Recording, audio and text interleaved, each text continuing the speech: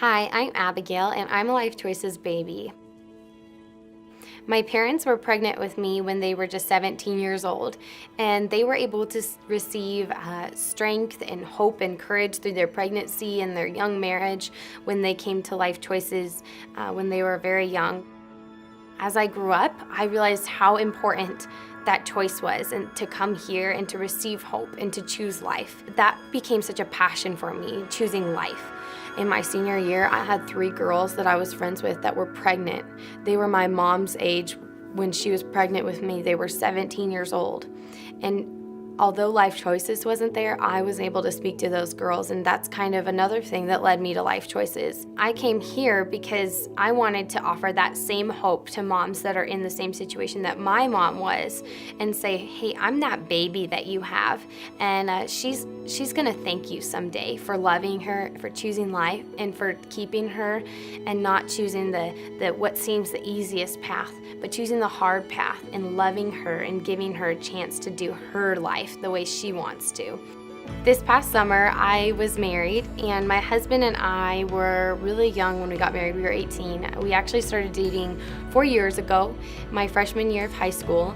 Alex approached me when we were just 14 and asked if he could take me on a date, but first he wanted to talk to my parents.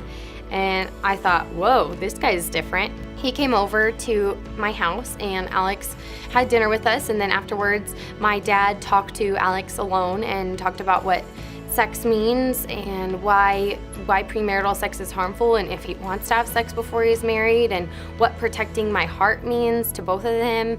And that was a really hard conversation for them to both have, for my dad to realize that his daughter was beginning to date, and then for Alex, because how uncomfortable. I was wondering, is this guy gonna still want to date me after this? Because not a lot of 14-year-old guys go through something like that, but he did, lucky for me, and he asked me out a couple days later to go on an official date. We decided from a really young age that we were gonna set strict boundaries and create a pure relationship. So if at any point we knew that we didn't want to get married, we were gonna kind of go our own ways and just decide to be friends, and that was a mutual feeling for both of us. As we've been married, we have realized what a gift God has given us in marriage and how beautiful that is. We've realized that our lives are just beginning.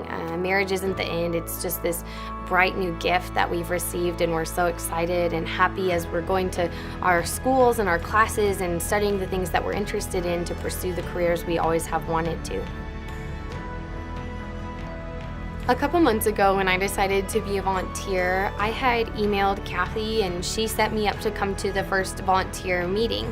As I walked in, Kathy introduced me and asked me to kind of share a little bit of my story and who I was and why I was there. And I kind of said my story, and as I finished or wrapped up, the lady sitting next to me, Miss Ruthie, put her hand on me, and she just said, I remember you. I prayed over you and your mom when she was pregnant with you.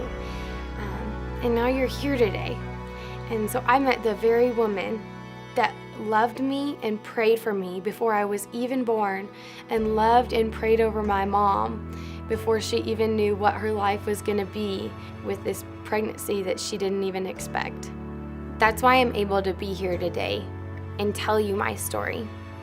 But now it's my turn to deliver that same hope and love and encouragement and support to other moms like my mom that were in her shoes, so that they can have hope and encouragement, and their baby can tell you the same story that I'm telling you today.